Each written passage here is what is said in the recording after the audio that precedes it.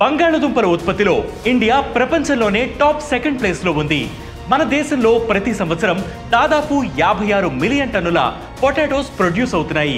Storage, transport వంటి వాటి వల్ల ఇందులో 11 నుంచి 14 మిలియన్ టన్నుల వరకు వేస్ట్ అవుతున్నాయి.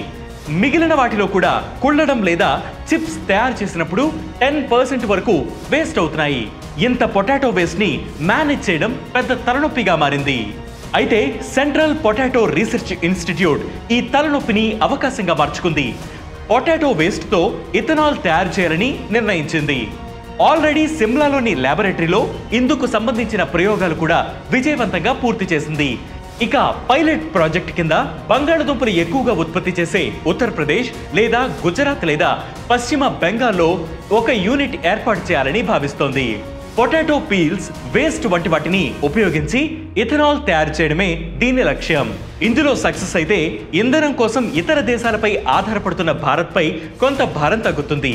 అంతేకాకుండా ఈ బయోఫ్యూయల్ పర్యావరణ హితం కూడా, కాబట్టి కాలుష్యాన్ని కూడా కొంతవరకు కట్టడి చేయవచ్చు.